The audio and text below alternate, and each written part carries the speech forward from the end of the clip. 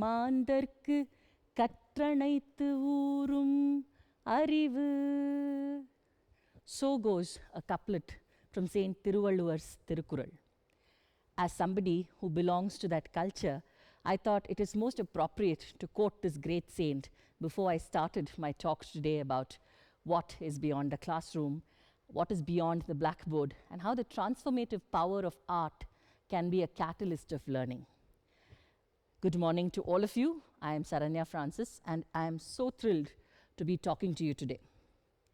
Have you ever experienced that you see a piece of art that is created by a student and it shakes your very belief in how you view that particular text?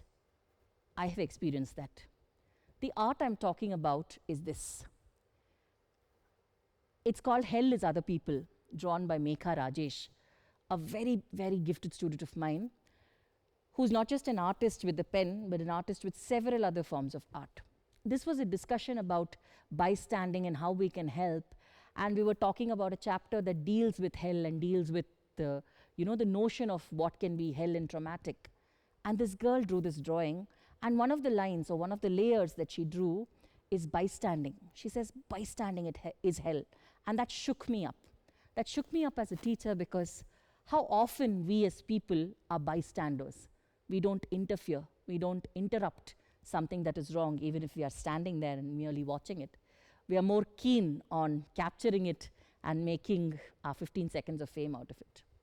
So how am I relevant as a teacher in this age of AI, in this age of everything being powered by technology?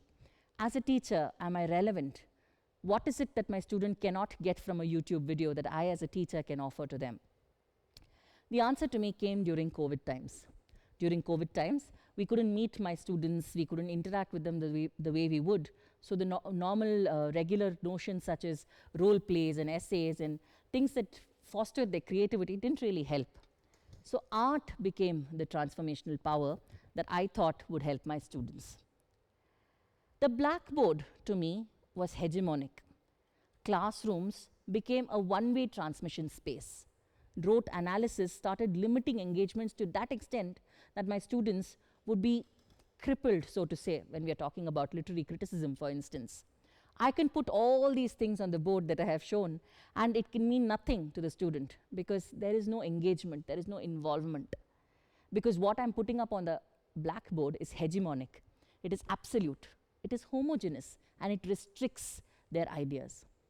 But if I give them wings, if I tell them, you create meaning, you tell me what art means, you tell me what this text means, then this makes sense. Because for us, as teachers of literature, everything is text.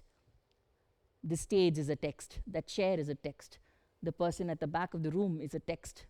These people who are sitting right at the front and nodding to my notions is text. So when text is such an alive and dynamic being, how can I as a student restrict it to something that I put up on the blackboard? And hence started my exploration of using art as a tool, not of teaching. I don't show them a piece of art and tell them this is what you can compare your text with. Instead, I give them the text and ask them to create art and make meaning.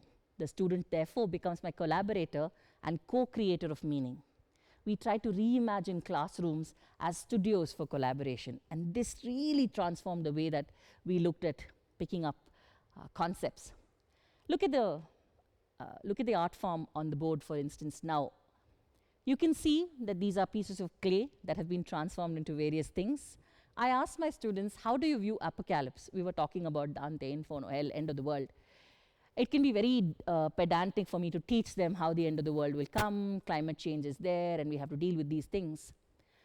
When I asked the students, can they reimagine what the end of the world would be, they created these beautiful forms out of clay, and they showed me, a morphed figure of a dinosaur with an octopus leg, right? They showed mushrooms with huge mouths that could gobble up the man who didn't understand the notion of climate change.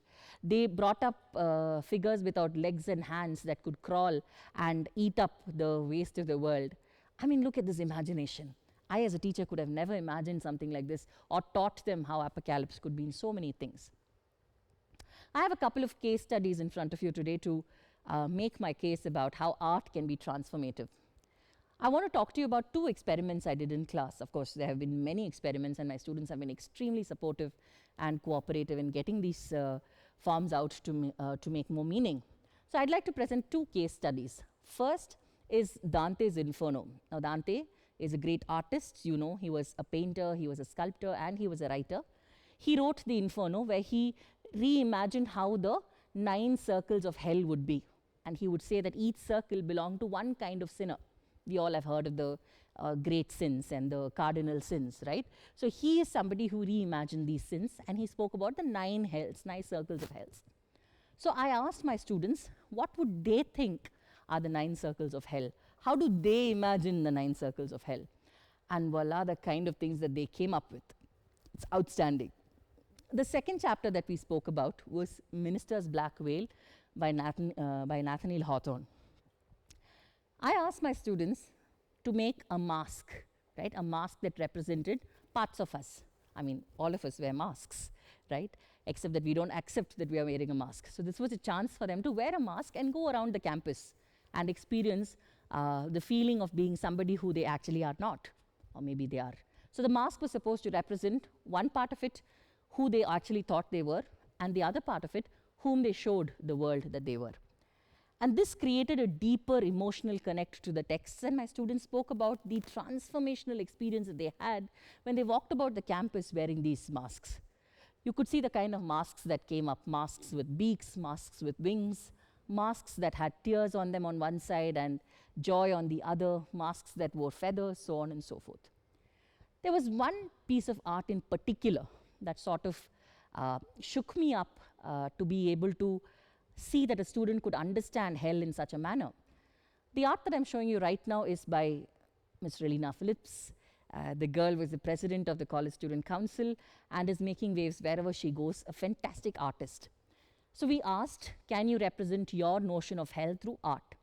And she used acrylic paint and corrugated boxes that Amazon would deliver things in and made a beautiful painting. Now, what you see displayed is a painting of hell. She imagined it as a castle with 9 layers, and the higher the layer, the greater your sin is, and therefore, the lesser your chance of escape from that space is. Now, this could be passed off as a great painting, but what became earth-shattering and shaky for me was when she flipped this piece of art around, right? On one side is the castle, reimagined as 9 layers of the castle or 9 floors of the castle, and the other, when she flips it around, is the globe, the earth, with the hands of the devil holding the earth. I mean, if this is not hell, what else is, right? So these students question the notion of absolutes with their art, and they became co-creators of meaning. Then, of course, is Shivagami's pop-up. Shivagami came up with a pop-up that had a man who is like these dolls that people with black magic, people who indulge in black magic create with, nails and whatnot. And she made an image of a tree popping out, a person hanging from the tree, and there is fire that is burning, and there's a woman who has been molested by that man burning in that image of the tree. And this sort of a reimagination of hell was something that I didn't expect that my students would do. And this sort of reinforced my belief that art can be a transformative experience. These students come back to me and say that they could no longer view the text as a passive being. The text was now a dynamic being which invited for emotional engagement. It was a catalyst for cognitive development. Holistic education to me then is to be able to connect emotional intellectual learning, and this form of art invites deeper interpretation and retention. I'm sure none of my students nor I would ever forget the notions of hell that Dante created because of the works that they brought forward. And then there's the example of us talking about homogeneity, how we wanted to bring one language, one culture, a uniform way of looking at life, so on and so forth, whereas our earth is filled with diversity, right? So this is Aditya, my young fresher in the first year of BA, who brought about the story of this comic piece of a samosa having a discussion with tomato sauce, and how they are talking about them being indivisible, inseparable. And then the notion of, homogeneity is brought out through that little comic with just 6 panels. I also conducted a survey with 180 students and about 100 teachers, surveying about how art can deepen or not deepen the understanding. About 86% of the people surveyed spoke about how art deepens understanding and learning shifts from passivity to participatory. The text, like I said, is no longer static. Everything is text, and therefore everything is dynamic. This co-creation also allowed me to explore the way that students viewed the notion of hegemony itself, the notion of an absolute idea of things itself. This is one image of my students exploring the notion of gender through body and movement. You can see 3 of my students of BA talking about jostling for space. We were talking about gender parity, pay parity, so on and so forth. And these young girls used their body. 2 people held hands, and the other one tried to pass through the shrinking circle that these people made. And it was a fantastic exploration of space and body for us. And then, of course, there is the notion of, perspective. And there's this young boy who made a fan and put it right in front of his specs, and spoke about how perspectives can be different when you keep things at a distance. This, for me, involves multiple interpretations of texts and allows me to understand that interpretations like this can coexist. We are a land that celebrates diversity. We are a land that talks about the multitude of worlds that exists within one notion of text. And therefore, when I believe that everything is text, I should also believe that every interpretation is possible, that it is the truth. We are the notion, we are the culture that says, let truth come to me from all sides, let knowledge come to me from all sides, right? We are not people who say there is one single truth, right? We believe in truths. We believe in the way that truth is explored. And art allows the transformation to happen in the class, and students therefore become co-creators of these dialogue spaces. Now, there should be some method in the madness, right? You cannot really ask the student to create art and just let them be like that. So the method in the madness is this. We introduce the text. We facilitate basic comprehension of the text. Comprehension, the co is mentioned in capital letters on purpose because you are co-creating the meaning. You open up the space for interpretation. And what is evaluated is not the art per se, the artwork per se, but the point of view of the student. And therefore, there is nothing called as right or wrong. And gradation becomes easier. Of course, there will be skeptics who will say, we have large classrooms, we have 100 students in a classroom, how will they ever be able to participate in art, so on and so forth. There could also be people who say, hey, this is a very elite concept. Not everyone can indulge in this kind of teaching methodology, learning methodology. What about students who come from government schools, poor backgrounds, academically challenging backgrounds, or financially challenged backgrounds? How are they going to be able to afford it? How can they access it? But art is beautiful. It's forgiving, it's accommodating, it's inclusive. You can have even large STEM classes. Chemistry can be taught with paper molecule models. Physics can be understood by dramatization, right? Mathematics can be understood by, I remember one teacher that I met in one of my training programs who made a huge dice, which had several dots representing numbers, and she was teaching students infinite numbers and finite numbers using that dice made of art, right? So we can open up spaces like this. Art can be made out of recycled material, paper that is thrown away, like Relina's corrugated boxes case in point, right? Therefore, art can have an impact even when it is not expensive. Art is definitely not restricted to the elite of the world.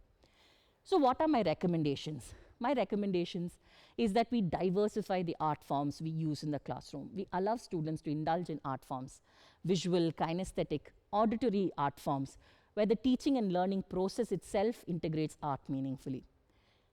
For this, we definitely require institutional support, and I'm so thankful to the institution that I belong to that has supported not just every whimsical idea I had for the classroom, but has also provided the space to exhibit the result of these ideas. And therefore, interdisciplinary learning was possible, right? So imagine a space where literature meets science, or theater moves into mathematics, and chemistry flows into the understanding of the world of physics itself. This for me is meaning creation. This for me is making meaning. This for me is knowledge. And this for me is digging deeper into the well of creation that Tiruvalluvar spoke about in his couplet, where he says that the more people dig into earth, the water gives them that much water. The more human beings delve into knowledge, the better they learn. That's the meaning of the Tirukural I quoted at the beginning, right?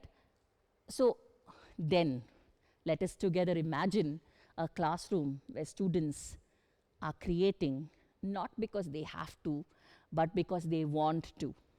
A space where meaning becomes dynamic.